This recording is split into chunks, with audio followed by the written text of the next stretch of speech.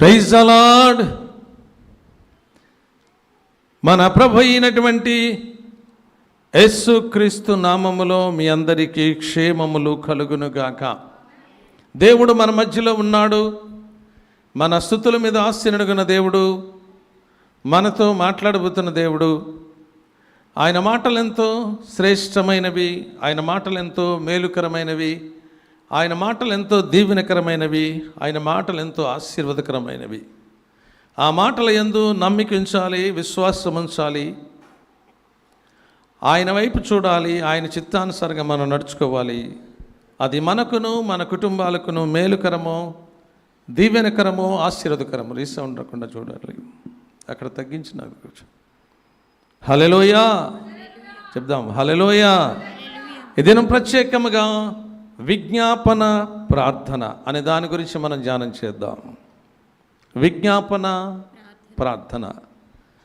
ఏ సమస్య అయినప్పటికీ, ఏ కష్టం ఉన్నప్పటికీ, ఏ ఇరుకు ఏ ఇబ్బంది అయినప్పటికీ దేవుని సన్నిధికి వచ్చి దేవుని సన్నిధిలో విజ్ఞాపన చేసినప్పుడు, ఆయనకి మొరపెట్టుకున్నప్పుడు, ఆయన సన్నిధిలో ప్రార్థించుకున్నప్పుడు దేవుడు గొప్ప కార్యాలు, అద్భుత కార్యాలు, ఆశ్చర్య కార్యాలు చేయగలిగినటువంటి సామర్థ్యం కలిగిన దేవుడు. నేను సర్వశరీరులకు దేవుడను, నాకు అసాధ్యమైనటువంటిది ఏదైనా కలదా అని చెప్తున్నటువంటి దేవుడు. అందుగురించే మన పితరులు వారికి ఏ సమస్య ఉన్నా కానీ ఆయన సన్నిధిలో విజ్ఞాపన చేసేవాళ్ళంట. విజ్ఞాపన చేయటం అంటే అధికారులతో మాట్లాడటం, చెప్పుకోవటం.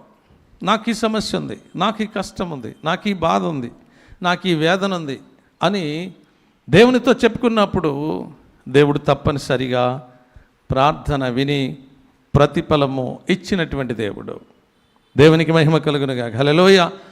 ఈ దినము కూడా ఇక్కడ కూర్చున్న వారు కావచ్చు, లైవ్ చూస్తున్న వారు కావచ్చు, లేకుంటే ఎవరైనా కావచ్చు, సమస్య ఏదైనా కావచ్చు, అది అసాధ్యమైంది కావచ్చు, కానీ దేవునికి మాత్రము సమస్తము సాధ్యమే.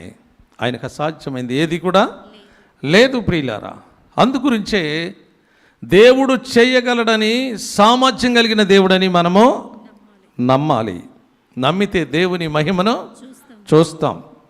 నమ్ముట మీ వలనైనట్లయితే నమ్ము వారికి సమస్తము సాధ్యం. కొన్ని సందర్భాలలో భయంకరమైన పరిస్థితుల్లో మనల్ని మనమే నమ్ముకోలేం. దేవుడు ఉన్నాడా, చేస్తున్నాడా, చేయటలేదా అనిపిస్తూ ఉంటుంది. సందేహం వస్తుంది, సంశయం వస్తుంది ప్రియులారా. ఏది ఏమైనప్పటికీ ఆయన దగ్గర మనం మోకరించి ఆయన సన్నిధిలో మనం అడిగితే కనుక దేవుడు తప్పనిసరిగా ఈ దినాన మీ సమస్యలకు జవాబు ఇవ్వబోతున్న దేవుడు. హల్లెలూయా. అది నీదైనా కావచ్చు, నాదైనా కావచ్చు, ఏ మనిషిదైనా కావచ్చు, సామాన్యులైనా, సామంతులైనా, ధనికులైనా, దరిద్రులైనా, ఏ సమస్య గురించి అయినా విజ్ఞాపన చేసినప్పుడు దేవుడు వారిని చూస్తాడు, వారిని గమనిస్తాడు, పరిశీలన చేస్తాడు. వారికి కావలసినటువంటి దానిని తప్పనిసరిగా అనుగ్రహింపచేసి, తృప్తిపరిచి, సంతోషింపజేసి, ఆనందింపచేసేటటువంటి దేవాది దేవుడు. అందుగురించే ఆయన ఎన్నడూనూ మాట తప్పని దేవుడు. దేవునికి మహిమ కలుగునుగాక. హల్లెలూయా. ఆకాశమును, భూమిని, సముద్రమును, దానిలోని సర్వమును గతించిపోవునేమో, కానీ నా మాటల్లో ఒత్తైనా సున్నైనా పొల్లైనా తప్పిపోవడానికి వీలు లేదు. హల్లెలూయా. ఆ దేవుడు మన మధ్యలో ఉన్నాడు. ఆయన మనం చూస్తున్నాడు. ఆయన నన్ను చూస్తున్నాడు, ఆయన మిమ్మల్ని చూస్తున్నాడు. లైవ్లో ఉన్న వాళ్ళని చూస్తున్నాడా లేదా? అందరినీ చూస్తున్నాడు. దేవునికి మహిమ కలుగునుగాక. హల్లెలూయా. అందుగురించే ఈ దినం ప్రత్యేకముగా మన సమస్య ఏదైనా కానీ ఆయన చెప్పుకోవటం. మన పితరులైనటువంటి వారు, మన పితరుడైనటువంటి అబ్రహాము తన సమస్య చెప్పుకుంటా ఉన్నాడు. దేవుని సన్నిధిలో చేరి చెప్పుకుంటా ఉన్నాడు. దేవుడు ప్రత్యక్షమయ్యాడంట. ప్రత్యక్షమైనప్పుడు, అయ్యా నువ్వు నాకు ఏమి ఇచ్చినా ఏం ప్రయోజనమో లేదంటున్నాడు. ఆదికాండము 15వ అధ్యాయం 2వ వచనం చదువుకుందాం. అందుకు అబ్రాము, సౌండ్ పెంచే చదువమ్మా. అందుకు అబ్రాము, ప్రభువైన యెహోవా నాకేమి ఇచ్చిననేమి, నేను సంతానము లేనివాడను పోవుచున్నాను. నేను సంతానము లేనివాడనై పోచున్నానే. దమస్కు ఎలియాజరే ఆ. నా ఇంటి ఆస్తికర్త యగును కదా. నా ఇంటి ఆస్తికర్త అగును కదా. మరియు అబ్రాము ఆ. ఇదిగో నీవు నాకు సంతానం ఇయ్యలేదు కనుక నా పరివారంలో ఒకడు ఆ. నాకు వారసుడగునని చెప్పగా చెప్తా ఉన్నాడు. దేవునికి ఏం చెప్తున్నాడు? దేవునికి విజ్ఞాపన చేసుకుంటున్నాడు. అయ్యా, బంగారం ఇచ్చావు, వెండి ఇచ్చావు, వెలగల రాళ్ళు ఇచ్చావు, ఆస్తి ఇచ్చావు, అంతస్తు ఇచ్చావు, ఎన్నో ఇచ్చావు. ఎన్ని ఇచ్చినా కానీ నాకు ప్రయోజనం లేదు. నీవు కూడా అనుకోవచ్చు, నేను కూడా అనుకోవచ్చు, ఎన్నో ఇచ్చావు ప్రభువా, ఎన్నో అద్భుత కార్యాలు చేసావు, ఎన్నో గొప్ప కార్యాలు చేసావు, ఎన్నో ఘనమైన కార్యాలు, బలమైన కార్యాలు మా పట్ల జరిగించావు. అయినను ఏదో ఒక సమస్య మమ్మల్ని బాధ పెడుతుందయ్యా, ఏదో కష్టం మమ్మల్ని బాధ పెడుతుందయ్యా, ఆ బాధ తీర్చాలి ప్రభువా, మాకు అసాధ్యమైనటువంటిది మీకు సాధ్యము కదా నాయన అని దేవుని సన్నిధిలో మనం ఏం చేయాలంట? విజ్ఞాపన చేయాలి. అది ప్రార్థన. మన ప్రార్థన విజ్ఞాపన ఎట్లా ఉండాలట? ఉదయకాల నైవేద్యం వలె, సాయంకాల ధూపం వలె ఆయన సన్నిధికి చేరాలి. దేవునికి మహిమ కలుగునుగాక. హల్లెలూయా. అప్పుడు నీ విజ్ఞాపనలన్నీ, నీ ప్రార్థనలన్నీ విని ఆయన తప్పనిసరిగా జవాబిచ్చేటటువంటి దేవుడు. అందుకే మాట తప్పని దేవుడు. అందుగురించి దేవుడు అబ్రహాముకి విజ్ఞాపన చేసిన వెంటనే జవాబిచ్చాడట. ఏమని జవాబిచ్చాడంటే, యెహోవా వాక్కు అతని యొద్దకు వచ్చి ఇతడు నీ వారసుడు కాడు, ఇతడు నీ వారసుడు కాడు, నీ గర్భవాసమున పుట్టబోవుచున్నవాడు నీకు వారసుడగనని చెప్పాను. మరియు ఆయన వెలుపలికి అతన్ని తీసుకొని వచ్చి, నువ్వు అనుకున్నది కాదు, ఇతడు నీకు వారసుడు కాదు, నీ గర్భవాసి అయినటువంటి వాడే నీకు వారసుడు. ఇక్కడ ప్రార్థన ముఖాముఖిగా విజ్ఞాపన చేస్తూ ఉన్నాడు దేవునితో. దేవునితో మాట్లాడుతున్నాడు. ఈ దినాన నువ్వు కూడా దేవునితో మాట్లాడాలి. ఆయన మన మధ్యలో ఉన్నాడు. ఆయన నువ్వు ముఖాముఖిగా మాట్లాడు. నీ సమస్య ఏదైనా, నీ బలహీనత ఏదైనా, నీ కష్టం ఏదైనా, నీ ఇరుకు ఏదైనా, నీ ఇబ్బంది ఏదైనా, ఏ సమస్య అయినా కానీ దేవుడు నీ ఎదుట ఉన్నాడు. ఆయన కూర్చుని ఉన్నాడు. ఆయన నిజంగా భక్తి కలిగి, నిజంగా భయం కలిగినటువంటి వారిగా మనము దేవుని సన్నిధిలో ఉన్నాం కాబట్టి నీ సమస్యల గురించి ఆయన అడిగితే కనుక ఆయన జవాబిస్తాడు. ఆయన గొప్ప కార్యములు, అద్భుత కార్యములు, ఆశ్చర్య కార్యములు, ఘనమైన బలమైన కార్యాలు చేయగలిగినటువంటి సమాజం కలిగినటువంటి దేవాది దేవుడు మన మధ్యలో ఉన్నాడు. ఈ దినాన మనము దేవుని సన్నిధిలో ఆయన పాదముల దగ్గర చేరి విజ్ఞాపన చేయాలి. ప్రార్థన వినయానికి ప్రతిఫలం మనకి అనుగ్రహింపచేయాలి. అబ్రహాముతో మాట్లాడుతున్నాడు. ఇదిగో అతడు నీకు వారసుడు కాడు అయ్యా అని బయటికి తీసుకుని వచ్చి ఆకాశం వైపు చూపించాడట. అందరికీ తెలిసిందే సంగతి. కానీ విజ్ఞాపన చేస్తే దేవుడు మాట్లాడి ఏ విధంగా కార్యం చేస్తాడు. ఆయన అడిగిన దానికంటే, ఊహించిన దానికంటే అత్యధికంగా. ఏమని అడిగాడు అబ్రహాము? అబ్రహాం ఏమని అడిగాడు? సంతానం లేదయ్యా, ఒక్కడ చాలు అని అన్నాడు. ఆయన ఏమంటున్నాడు? ఆకాశ నక్షత్రంలాగా ఇస్తానంటున్నాడు. దేవునికి మహిమ కలుగుగాక. హల్లెలూయా. ఒక్కటి చాలు బాబు అంటే ఆకాశ నక్షత్రాలన్నీ ఇస్తానంటున్నాడు. ఇసుకరేణువులాగా అక్కడ లేదులే, తర్వాత ఉందిలే. దేవునికి మహిమ కలుగుగాక. ఇస్తాడు ఆయన, ఇసుకరేణువులు కూడా ఇస్తాడు. అక్కడ ఆకాశ నక్షత్రంలాగా నీ సంతానాన్ని నేను ఆశీర్వదిస్తాను అంటున్నాడు. దేవునికి మహిమ కలుగునుగాక. హల్లెలూయా. మన పితృడైనటువంటి అబ్రహాం ఏం చేయాలి? అబ్రహాం నమ్మాలా నమ్మొద్దా? నమ్మాలి. దేవునికి మహిమ కలుగునుగాక. హల్లెలూయా. ఆయన సర్వాధికారం కలిగిన దేవుడు కాబట్టి, ఆయన సర్వశక్తి కలిగిన దేవుడు కాబట్టి, ఆయన సర్వజ్ఞుడు కాబట్టి, ఆయన సర్వము నిర్వర్తిస్తున్న దేవాది దేవుడు కాబట్టి, ఆయన మార్పులేని దేవుడు కాబట్టి, ఆయన మారని దేవుడు కాబట్టి, యుగాలకి సజీవుడైన దేవాది దేవుడు కాబట్టి, ఆయన ఆకాశమును, భూమిని, సముద్రమును, దానిలోని సర్వమును సృజించిన వాడు కాబట్టి, ఆయన మాట నీవైనా, నేనైనా, మనమైనా, మన పితృడైనటువంటి అబ్రహాం అయినా వినాల్సిందే, విని తీరాల్సిందే, నమ్మాల్సిందే. నమ్మితే నీవు దేవుని మహిమ చూస్తావు. అబ్రహాము దేవుని మాటలను నమ్మాడు. దేవునికి మహిమ కలుగునుగాక. హల్లెలూయా. అది అతనికి నీతిగా ఎంచబడింది. ఆయన మాట ఇచ్చి నెరవేర్చాడు. కానీ మాట తప్పలేదు ప్రియులారా. దేవునికి మహిమ కలుగునుగాక. హల్లెలూయా. అందు గురించే దేవుని మాటలు నమ్మాడు కాబట్టి ఆయన జీవిత చరిత్ర అంతా ముందే చెప్పేస్తూ ఉన్నాడు. మన సంగతి కూడా చెప్పేస్తూ ఉంటాడు ఆయన. మనం నమ్ముతున్నామా? ఎంతమంది నమ్ముతున్నారు? హల్లెలూయా. లైవ్ చూసే వాళ్ళు ఎంతమంది నమ్ముతున్నారు? హల్లెలూయా. మన సమస్యను తీరుస్తాడు ఆయన, మన ఉద్దేశాలు నెరవేరుస్తాడు ఆయన, మన ఆశలను తీరుస్తాడు ఆయన, మన కోరికలు తీరుస్తాడు ఆయన. దేవుని మాటల యందు మనము నమ్మిక ఉంచాలి. దేవునికి మహిమ కలుగునుగాక. హల్లెలూయా. నమ్మితేనే గొప్ప కార్యాలు చేయగలిగిన సామర్థ్యం కలిగిన దేవుడు. ఆయన మాట ఇచ్చాడంటే తప్పే దేవుడు కానే. భూమి తల్లకిందులైన ఆకాశమును, భూమిని, సముద్రమును, దానిలోని సర్వమును గతించిపోనేమో, కానీ నా మాటలలో ఒక ఒత్తైన, సున్నైన, పొల్లైన తప్పిపోవడానికి వీల్లేదని చెప్పినటువంటి దేవుడు అబ్రహాముకి మాట ఇచ్చాడు. ఇదిగో నీ సంతానాన్ని నేను ఆకాశ నక్షత్రాల్లాగా ఆశీర్వదిస్తానన్నాడు, ఇస్తానన్నాడు. దేవునికి మహిమ కలుగునుగాక. హల్లెలూయా. నమ్మాడు, ఆ మాట పొందుకున్నాడు. 100 సంవత్సరాలకి కుమారుని ఇచ్చాడు. గొప్ప కార్యాలు, అద్భుత కార్యాలు చేశాడు, ఆశ్చర్యకార్యాలు చేశాడు.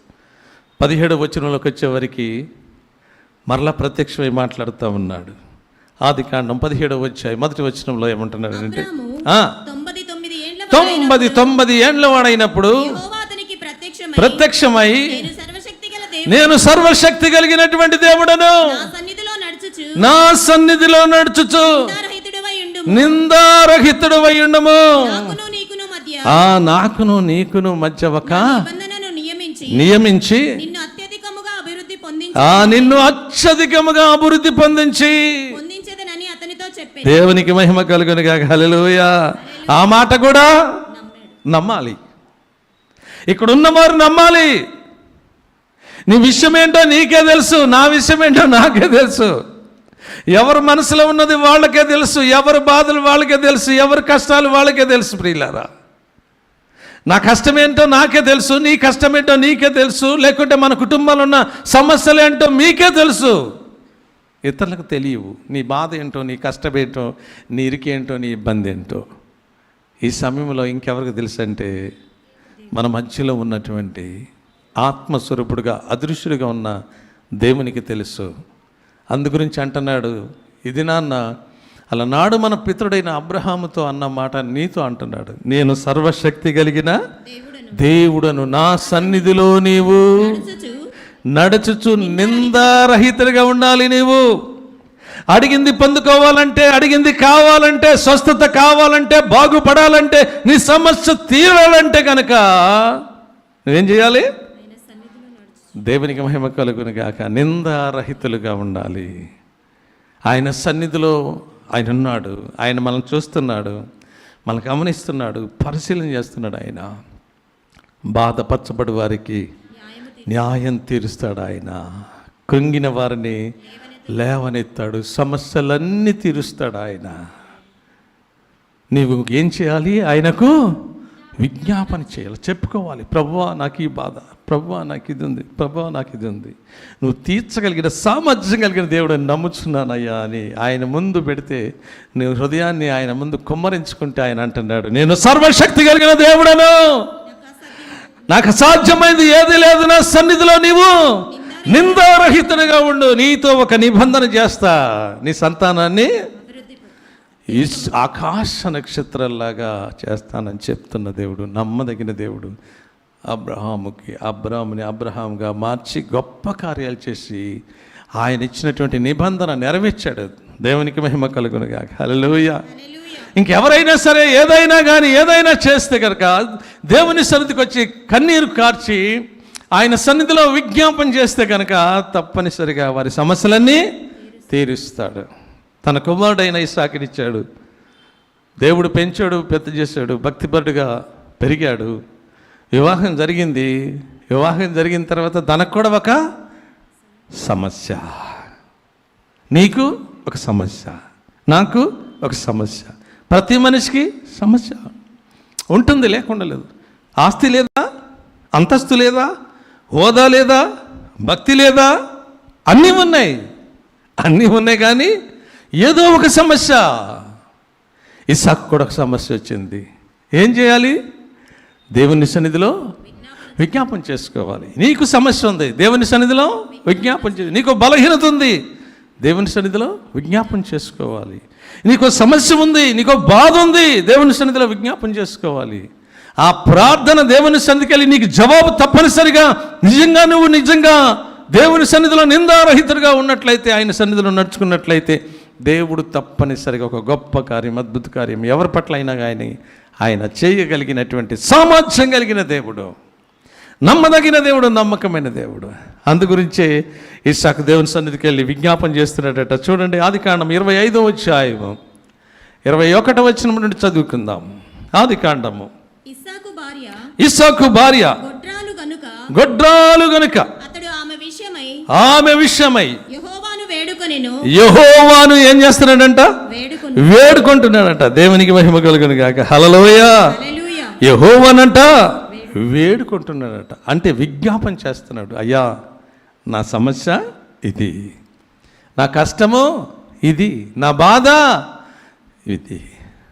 విజ్ఞాపన చేస్తున్నాడు ఆయన, ప్రార్థన చేస్తున్నాడు దేవునికి. దేవుడు వింటున్నాడు. ఆయన నమ్మితే దేవుని మహిమను చూస్తామంటున్నాడు ఆయన. ప్రతి వారికి ఇచ్చే జవాబు అదే. కానీ దేవుని మాటలు మనము నమ్మాలి. కొంతమంది నమ్ముతారు, కొంతమంది నమ్మరు. కొంతమంది విశ్వాసం ఉంచుతారు, కొంతమంది విశ్వాసము ఉంచరు. ప్రతి సమస్య ఆయనే చూసుకుంటాడులే అని నమ్మి విశ్వాసంతో ఆయనకి విజ్ఞాపన చేసినప్పుడు, ఆయనకి ప్రార్థించినప్పుడు తప్పనిసరిగా గొప్ప కార్యములు, అద్భుత కార్యములు, ఆశ్చర్య కార్యములు చేయగలిగిన సామర్థ్యం కలిగిన దేవుడు. ప్రార్థించినప్పుడు అంటున్నాడు ఆయన, చూడండి, యెహోవా అతని ప్రార్థన వినెను గనుక అతని భార్య అయిన రిబ్కా గర్భవతి ఆయను, ఆమె గర్భములో శిశువులు ఒకనితో ఒకడు పెనుగులాడిరి గనుక ఆమె ఇలాగైతే. చాలా ఇక్కడ చూసినట్లయితే అక్కడ ఏం చేశాడట? ప్రార్థన చేశాడట. ప్రార్థన చేసినప్పుడు దేవుడు ఆ ప్రార్థన, ఆ విజ్ఞాపన విన్నాడు. విని గర్భఫలాన్ని ఇచ్చాడు. ఆయన ఇద్దరిని ఇమ్మని అడిగాడా? ఒక్కరు చాలు అనుకున్నాడు ఆయన. అబ్రహాము ఒక్కరు చాలే వారసుని అనుకున్నాడు. కానీ ఎంత ఇచ్చాడట? ఆకాశ నక్షత్రాలన్నీ ఇచ్చాడు. దేవునికి మహిమ కలుగును గాక. హల్లెలూయా.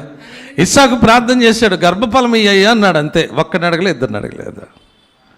దేవునికి మహిమ కలుగును గాక. హల్లెలూయా. అందుకే దాన్ని అడిగిన దానికంటే, ఊహించిన దానికంటే అత్యధికముగా ఇవ్వగలిగిన సామర్థ్యం కలిగిన దేవుడు, నమ్మదగిన దేవుడు, నమ్మకమైన దేవుడు. ఒక్కడి కాదయ్యా, ఇద్దరిని ఇస్తారని ఇద్దరు ఇచ్చాడు. దేవునికి మహిమ కలుగును గాక. హల్లెలూయా.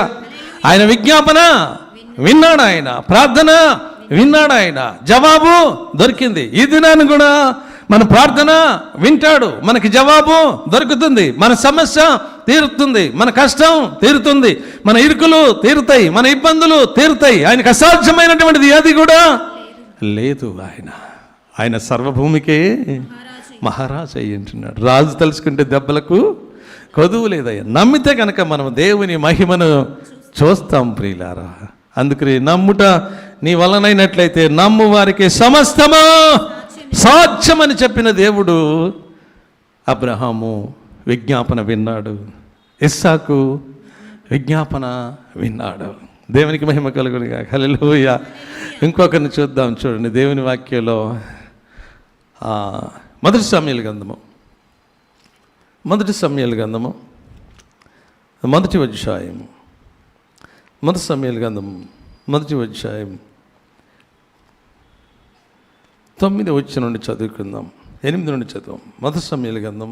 ఆమె పెనిమిటి అయిన ఎల్కానా అన్నా, నీవెందుకు ఏడ్చుచున్నావు? నువ్వు ఎందుకు ఏడ్చుచున్నావు? భోజనము మానుట ఏలా? నువ్వు భోజనము మానుట ఏలా? నీకు మనోవిచారం ఎందుకు కలిగినది? నీకు మనోవిచారము ఎందుకు కలిగినది? 10 మంది కుమారుల కంటే నేను విశేషమైన వాడను కానా? ఆమెతో చెప్పు. దేవునికి మహిమ కలుగును గాక. హల్లెలూయా. భర్త చెప్తున్నాడు, అయినా కానీ తనకేమి లేదన్నమాట, బాధ తీర్చేది కాదనమాట. అందుగురించే మనుషుల్ని నమ్ముకోవటం కంటే యెహోవాను ఆశ్రయించుట ఎంతో మేలు అని దేవుని వాక్యంలో రాసిపడింది. ఆయనకు విజ్ఞాపన చేయాలి. మన సమస్యలు ఏది వచ్చినప్పటికీ ఆయన దగ్గరికి వెళ్ళి ప్రత్యేకంగా అడిగితే కనుక గొప్ప కార్యాలు, అద్భుత కార్యాలు, ఆశ్చర్యకార్యాలు చేస్తాడు ఆయన. బైబిల్ గ్రంథంలో ఆ విధంగా విజ్ఞాపన చేసి మేలులు పొందుకున్నవారు, ఉపకారాలు పొందుకున్నవారు, అద్భుత కార్యాలు, ఆశ్చర్య కార్యాలు, గొప్ప కార్యాలు చూసిన వాళ్ళు ఎంతోమంది ఉన్నారు. మనం కూడా దేవుని బిడ్డలుగా చేయబడ్డాం, దేవుని కుమారులుగా చేయబడ్డాం, దేవుని జనాంగంగా చేయబడ్డాం, దేవుని కుటుంబాలుగా చేయబడ్డాం. మనకెన్నో సమస్యలు ఉండొచ్చు. ఆ సమస్యలు కొన్ని సమస్యలు ఎవరికి చెప్పుకోలేనటువంటి పరిస్థితి, మన బాధలు కొన్ని ఎవరికి చెప్పుకోలేనటువంటి పరిస్థితి. అలాంటి సమయంలో ఎవరికి చెప్పుకోవాలి? మనం నమ్మినటువంటి దేవునికి, మనం విశ్వాసం ఉంచినటువంటి దేవునికి మన బాధలు చెప్పుకుంటే గనక, మనం విజ్ఞాపన చేస్తే కనుక, మనం ప్రార్థన చేస్తే కనుక, మనం మొరపెట్టుకుంటే కనుక ఆయన తప్పనిసరిగా గొప్ప కార్యాలు, అద్భుత కార్యాలు, బలమైన కార్యాలు జరిగిస్తాడు ఆయన. దేవునికి మహిమ కలుగును గాక. హల్లెలూయా. ప్రార్థించిన వెంటనే, మొరపెట్టిన వెంటనే మనకి ఆలోచన ఇస్తాడట, వివేకం ఇస్తాడట. ఇర్మియా గ్రంథంలో ఉంటుంది కదా, 33వ అధ్యాయం 3వ వచనంలో ఉంటుంది. ఏమనంటే, ఇర్మియా గ్రంథము, నాకు మొరపెట్టుము, నీకు ఉత్తరం ఇచ్చేదను, నీవు గ్రహింపలేని గొప్ప సంగతులను, గూఢమైన సంగతులను తెలియజేస్తాను అంటున్నాడు. ఎవరికి తెలియజేసేది? ఎవరు మొరపెట్టేది? అబ్రహాము విజ్ఞాపన చేసి మొరపెట్టాడు. ఏం తెలియజేశాడు? గూఢమైన సంగతులు, అర్థం కాని సంగతులు తెలియజేశాడు ఆయనకి. ఆకాశ నక్షత్రంలాగా నీకు సంతానాన్ని చేస్తానయ్యా, నమ్ము అంటున్నాడు ఆయన. ఇస్సాకు ప్రార్థన చేశాడు, అయ్యా నా పరిస్థితి ఇది గొడ్రాలుగా ఉందయ్యా అని ప్రార్థన చేశాడు. ఒక్కరిని అడిగితే ఇద్దరిని ఇచ్చాడు. వారిలో నుండే 12 గోత్రాలు వాడిని తీసుకొచ్చేటట్టుగా చేశాడు. దేవునికి మహిమ కలుగును గాక. హల్లెలూయా. అందుగురించే నన్ను అడుగు అంటున్నాడు ఆయన. నాకు మొరపెట్టు, నాకు విజ్ఞాపన చెయ్యి అంటున్నాడు. నీకు గూఢమైన సంగతులను తెలియచేస్తాను, నీవు గ్రహింపలేనిటువంటి అన్నీ కూడా నీకు తెలియజేస్తా అంటున్నాడు. అబ్రహాము గ్రహించలేకపోయాడు కానీ గూఢమైన సంగతులు చెప్పాడు, నీ సంతానాన్ని ఇట్లా చేస్తా. ఇస్సాకు గ్రహించాడా? ఏం గ్రహించలేదు. మీరేం గ్రహిస్తున్నారు? ఏం గ్రహించాడు? ఇస్సాకు ఏమైనా గ్రహించాడా? ఏదో ఒక్కని అడిగితే ఇద్దరిని ఇచ్చాడులే అనుకుంటున్నా. కానీ ఇస్సాకు ఆలోచన వేరు, దేవుని ఆలోచన వేరు. ఇద్దరినిచ్చి అందులో ఒకరిని సంపూర్ణంగా మార్చి పరిపూర్ణంగా చేసి వాళ్ళలో నుండి 12 గోత్రాలు వారిని తీసుకుని రావాలని దేవాది దేవుడు ప్రణాళికను సిద్ధపరిచుంచాడు. దేవునికి మహిమ కలుగును గాక. హల్లెలూయా. అందుగురించే నా తలంపులు మీ తలంపులు వంటివి కావు, మీ ఆలోచనలు నా ఆలోచనలు కంటివి కావు, మీ త్రోవలు నా త్రోవలు వంటివి కావు అంటున్నాడు ఆయన. భూమికిని ఆకాశమునకును ఎంత ఉన్నతముగా ఉన్నాయో నా తలంపులు నా ఆలోచనలు మీ పట్ల అంతా ఉన్నవిగా అని చెప్తున్నటువంటి దేవుడు నమ్మదగిన దేవుడు. మనం ఏదో అనుకుంటాం, మన కష్టంలో మనం బాధపడుతూ ఉంటాం, వేదన చెందుతూ ఉంటాం. అందుగురించి ఏమంటున్నాడు? యాకోబుతో ఏమన్నాడు తెలుసా? యాకోబుతో ఏమన్నాడు? 41వ అధ్యాయం 10వ వచనంలో ఏమంటున్నాడు? యెషయా-గ్రంథం 41వ అధ్యాయం 41వ అధ్యాయం 10వ వచనం చదువుకుందాం. యెషయా-గ్రంథం 41వ అధ్యాయం. నేను మీతో చెప్పి ఉన్నాను, నేను నీకు తోడై ఉన్నాను. ఏమంటున్నాడు? భయపడకు అంటున్నాడు. ఎవరితో అన్నాడు? అబ్రాహాముతో అన్నాడు, ఇస్సాకుతో అన్నాడు, యాకోబుతో అంటున్నాడు. భయపడకు అంటున్నాడు ఆయన. దేవునికి మహిమ కలుగును గాక. హల్లెలూయా. చదువుదాం. భయపడకము, నేను నీ దేవుడనై ఉన్నాను, దిగులు పడకు, నిన్ను బలపరుతును, నీకు సహాయము చేయవాడును నేనే, నీతి అను నా దక్షిణ హస్తము నిన్ను ఆదుకుంటున్నా. దేవునికి మేము మాట ఇచ్చి తప్పుతాడా దేవుడు? ఏ సమస్య అయినా, ఏ కష్టమైనా, ఏ ఇరుకైనా, ఏ ఇబ్బంది అయినా కానీ తప్పే దేవుడు కానే కాదు ప్రియులారా. ఆయన ప్రణాళికలు అట్లా చేశాడు అనమాట. ఇస్సాకు అడిగాడు అంతే, కానీ ఆయన ప్రణాళిక మాత్రం ఎంతో వంతకుంది. అబ్రహాము విజ్ఞాపన చేశాడంతే, ఇసుకరేణువుల్లాగా చేశాడు ఆయన. ఆయనకి చెప్పకుండా ఏదీ చేయట్లేదట. అలాంటి గొప్ప దేవుడు మన దేవుడు. నమ్మదగిన దేవుడు, నమ్మకమైన దేవుడు, మాట తప్పని దేవుడు, మారని దేవుడు. అందుగురించే ఎల్కానా అంటున్నాడు, 10 మందితో సమానం కదా, ఎందుకు బాధపడుతున్నావు, ఎందుకు ఏడుస్తున్నావు అంటుంటే అక్కడ ఏమంటుందంట చూడండి. తరువాత యాజకుడైన ఏలీ ముందర నిన్న కూర్చుని ఉండగా బహు దుఃఖాక్రాంతురాలై వచ్చి ఆ, యెహోవా సన్నిధిని ప్రార్థన చేయుచు బహుగా ఏడ్చుచు సైన్యములకు అధిపతి యెహోవా ఆ, శ్రమను చూసి చదువమ్మా. నీ సేవకురాలనైన నాకు పిల్లను దయచేసిన ఎడల వాని తల మీద క్షౌరపు కత్తి ఎన్నటికి దేవుని సందులోకి వెళ్ళి ఏం చేస్తుంది? విజ్ఞాపన చేస్తుంది. తనకు కావాల్సింది అడుగుతుంది. అయ్యా నువ్వు ఇట్లా చేస్తే నేను ఇట్లా చేస్తానయ్యా, ఇట్లా చేస్తే ఇట్లా చేస్తానయ్యా అని విజ్ఞాపన చేస్తుంటే దేవుని సన్నిధిలో ఎవరున్నారు? దేవుడు ఉన్నాడు. ఆయన ఏం చేస్తున్నాడు? ఆయన చూస్తున్నాడు, ఆయన గమనిస్తున్నాడు, ఆయన పరిశీలన చేస్తున్నాడు. ఇప్పుడు ఎవరున్నారు మన మధ్యలో? దేవుడు ఉన్నాడు, మనల్ని చూస్తున్నాడు, ఆయన గమనిస్తున్నాడు, పరిశీలన చేస్తున్నాడు. మనం మాత్రమే కాదు కానీ ప్రతి మనిషిని, ప్రతి వ్యక్తిని కూడా చూస్తున్నాడు. ఆయన లైవ్లో ఉన్న వాళ్ళందరినీ చూస్తున్నాడా, చూడట్లేదా? వారి సమస్యలు తెలుసా, తెలియదా? అన్నీ తెలుసు ఆయనకి. ఆయనకు మరుగైనటువంటిది ఏదీ లేదు. ఆయన సింహాసనాసనుడిగా ఉండి నరపుత్రుల మార్గములన్నిటినీ ఆయన కన్నులారా చూచుచున్న దేవుడు. దేవునికి మహిమ కలుగునుగా. హల్లెలూయా.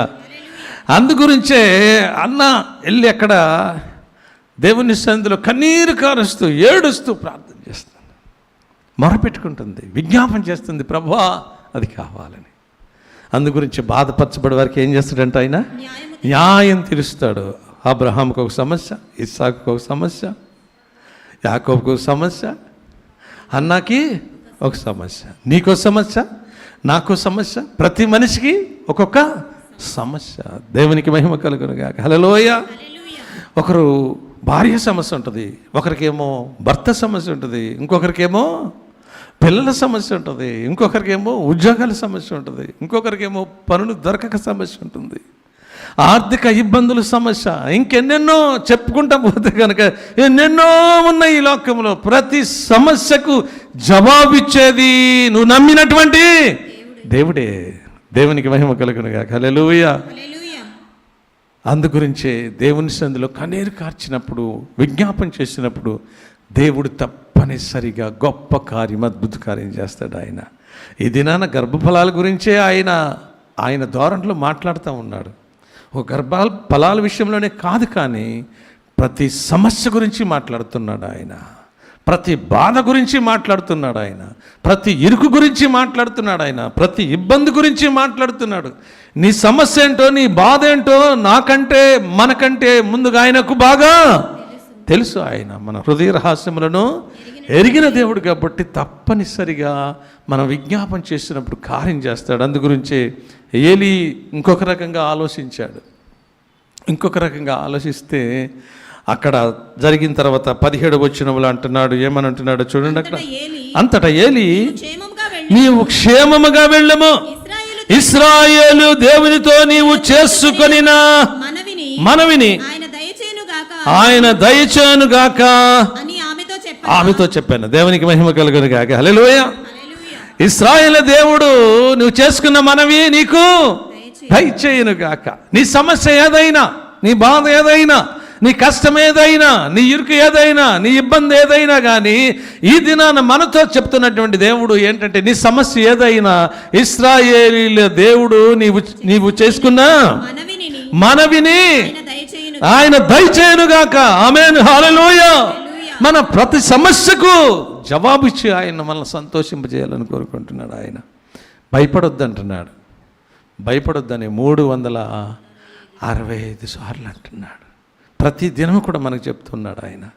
ప్రతి సమస్య, ప్రతి ఇరుకు, ప్రతి ఇబ్బంది సమస్త మెరిగిన సర్వాధికారిగా మన మధ్యలో ఉండి ఈ దినాన్ని అంటున్నాడు, నువ్వు విజ్ఞాపన చేసి ప్రార్థన చేస్తే కనుక దేవుడు తప్పనిసరిగా నీ ప్రార్థన విని ప్రతిఫలం ఇస్తాడు.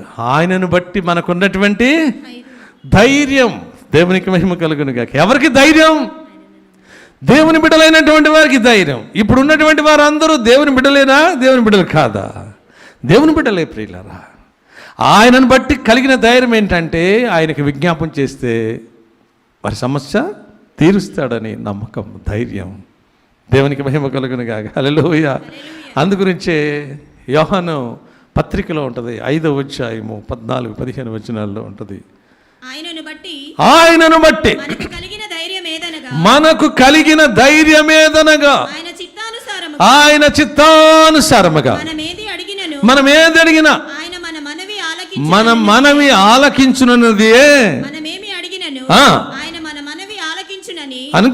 ఆలకించునని ఎరిగిన ఎడల వేడుకొనినవి కలిగినవని ఎరుగుదు. దేవునికి మహిమ కలుగును గాక. హల్లెలూయా.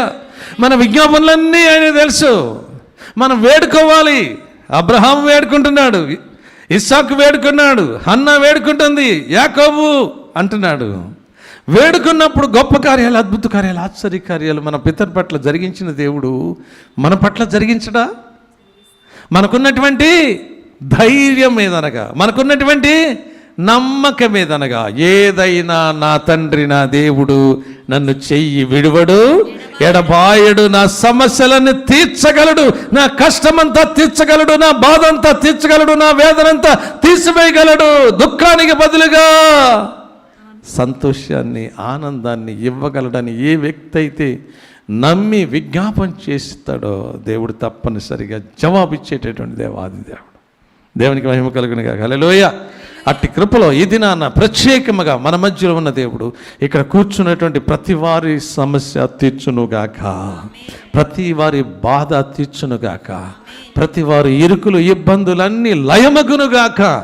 ఆయన కార్యాలు, గొప్ప కార్యాలు, అద్భుత కార్యాలు, ఆశ్చర్య కార్యాలు జరిగించునుగాక. ప్రతి సమస్య నుండి విడుదల కలుగ చేసి ప్రతి కుటుంబంలో శాంతి, సమాధానము, సంతోషము, ఆనందము, నిత్యానందము మీ తలలపైన అనుగ్రహింపచేసి దీవించి ఆశీర్వదించునుగాక. Amen. Praise lord. God bless you. తలల వంచి ప్రార్థన చేసుకుందాం. పరిశుద్ధుడు ఉన్న తండ్రి, జీవము కలిగినటువంటి మా యేసయ్య, కోట్ల కొలది వందనాలు చెల్లిస్తుంటున్నాం. ఈ దినం ప్రత్యేకముగా విజ్ఞాపన ప్రార్థన మాకు తెలియచేసినందుకు వందనాలు. మా పితరుడు అబ్రాము విజ్ఞాపన చేస్తూ ప్రార్థన చేసినప్పుడు అడిగింది ఒకటైతే, ఇసుక రేణుల వలె నాయన ఆకాశ నక్షత్రాల వలె నీ సంతాన్ని అని ఆశీర్వదిస్తానన్నావు. ఆ విధంగా జరిగించావు నాయన. తన కుమారుడైన ఇస్సాకు ప్రభువా, తన భార్య గుడ్రోలు అయినప్పుడు ప్రార్థించినప్పుడు ప్రభువా గొప్ప కార్యములు చేసే దేవుడు అని విజ్ఞాపన చేసినప్పుడు, మొరపెట్టుకున్నప్పుడు గర్భం తెచ్చి గర్భఫలాన్నిచ్చావు నాయన. నువ్వు నిన్న నేడు నిరంతరము ఏకరీతిగా ఉన్న దేవుడు నాయన. ఒక్కరిని అడిగితే ఇద్దరిని ఇచ్చావు. ఇద్దరినిచ్చి నీ ప్రణాళికను సిద్ధపరిచిన ఆయన యాకోబు సంతానముల నుండి 12 గోత్రాల వారిని తీసుకురావడానికి నీ ప్రణాళికను సిద్ధపరిచి గొప్ప కార్యం జరిగించినందుకు వందనాలు. అడిగిన దానికంటే, ఊహించిన దానికంటే అత్యధికంగా ఇచ్చే దేవుడు కాబట్టి నీ కోట్ల కొలది వందనాలు. హన్నా వచ్చిన ఆయన నీ పాదముల దగ్గర చేరి కన్నీరు కార్చి విజ్ఞాపన చేసుకున్నప్పుడు ప్రభువా ఆ ప్రార్థన ప్రతిఫలం ఇచ్చావయ్యా. ఒక్కరిని అడిగింది ప్రభువా నాయన, ఇంకా సంతానాన్ని ఇచ్చావు ప్రభువా, నీకు వందనాలు. తన మొక్కుబడి చేసుకుని మొక్కుబడి చెల్లించినప్పుడు ప్రభువా ఇంకా అత్యధికమైన సంతానాన్ని ఇచ్చిన ఆయన తృప్తిపరిచి సంతోషింపజేసి ఆనందింపజేసావయ్యా. అంత గొప్ప దేవుడుగా ఈ దినాన మా మధ్యలో ఉండి మా స్తుతుల మీద ఆసీనుడిగా ఉండి విజ్ఞాపన చేసినప్పుడు మా సమస్యలన్నీ కూడా, మా కష్టాలన్నీ కూడా, మా ఇరుకులన్నీ, మా ఇబ్బందులన్నీ తీర్చిన ఆయన గొప్ప కార్యము చేయగలిగిన సామర్థ్యం కలిగిన దేవుడు నీవే నాయన. నమ్ముతున్నాం ప్రభువా, నమ్ముతున్నామయ్యా మీరు చేయగలిగిన సామర్థ్యం కలిగిన దేవుడు అని నాయన. విశ్వాసమునకు కర్త, దాన్ని కొనసాగించే యేసు వైపు మాత్రం చూస్తున్నాం ప్రభువా. వారాయన వైపు చూడగా వారికి వెలుగు కలిగిన వారి ముఖములన్నడు కూడా లజ్జింపలేదని చెప్తున్న దేవుడు కాబట్టి నీకు స్తోత్రం చెల్లిస్తున్నాం. మా పితరుడు నమ్మారు ప్రభువా, మేము నమ్ముతున్నామయ్యా. అయ్యా నమ్ముట నీ వల్ల అయితే నమ్మవారికి సమస్తం సాధ్యమన్నావు కదా నాయన. మిమ్మల్ని బట్టి ధైర్యం ఏదనగా మా దేవుడు మా పట్ల సమస్తము చేయగలిగిన సామర్థ్యం కలిగిన దేవుడు అని మాకు ధైర్యం ఉంది ప్రభువా. మమ్మల్ని చెయ్యి విడువవు, ఎడబాయవని ధైర్యం ఉంది ప్రభువా. తలబలి ఉంచుతామని ధైర్యం ఉంది నాయన. సమస్యలు తీరుస్తావని ధైర్యం ఉంది ప్రభువా. బలహీనతలు తీసివేస్తావని ధైర్యం ఉంది నాయన. మా గృహాల్లో నీ వెలుగు, నీ మహిమ, నీ పరిశుద్ధత, నీ ప్రసన్నత ఉంచుతావని ధైర్యం ఉంది ప్రభువా. నీకు అసాధ్యమైంది ఏది లేదని ధైర్యం ఉంది ప్రభువా. నేను సర్వశక్తి కలిగిన దేవుడను, నా సన్నిధిలో నిందారహితుడిగా నువ్వు నడుచుకో, నీకును నాకు ఒక నిబంధన చేస్తానని మా పితరుడితో చెప్పినట్లుగా ఈ దినం మాతో చెప్తున్న దేవా నీకు స్తోత్రం చెల్లిస్తుంటున్నాము నాయన. ఘనత ప్రభావాలు మీకే చెల్లునుగాక, కలుగునుగాక. నీకు స్తోత్రం నాయన. ఈ దినం ప్రత్యేకముగా సియోనులోని మాట్లాడిన ప్రతి మాట ప్రభా, ప్రతి కుమారుడికి, ప్రతి కుమార్తెకి, ప్రతి బిడ్డకి, దూర ప్రాంతంలో, దూరదేశంలో, దూర ప్రాంతంలో బిడ్డలందరికీ నాయన మేలుకరముగా, దీవెనకరముగా, ఆశీర్వాదకరముగా చేసిన తండ్రి విజ్ఞాపనలన్నీ నీ సన్నిధికి చేరి నాయన ప్రతిఫలం ఇచ్చినందుకు కోట్ల కొద్ది వందనాలు చెల్లిస్తుంటున్నాం. చేరివచ్చిన నీ కుమారులు కుమార్తెలందరికీ ఉన్న సమస్యలన్నింటినీ తీర్చి, ప్రతి వారిని తృప్తిపరిచి, ప్రతి వారిని శాంతింపజేసి, ప్రతి వారికి సమాధానం కలిగజేసి, ప్రతి వారికి నెమ్మది కలిగజేసి, ఆశగల ప్రాణాన్ని తృప్తిపరిచి, సమస్యలన్నీ తీర్చిన ఆయన మీ నామనికే మహిమ తెచ్చుకుంటారు కనుక కోట్ల కొద్ది వందనాలు చెల్లిస్తూ పేరు పేరున దివ్యని సియోనులో మీరు దీవించి ఆశ్రయించి మహిమ పొందమని యేసయ్య అతి పరిశుద్ధ నామంలో ప్రార్థించి స్తుతించి వేడుకుంటున్నాం పరమ తండ్రి. Amen. Praise lord. God bless.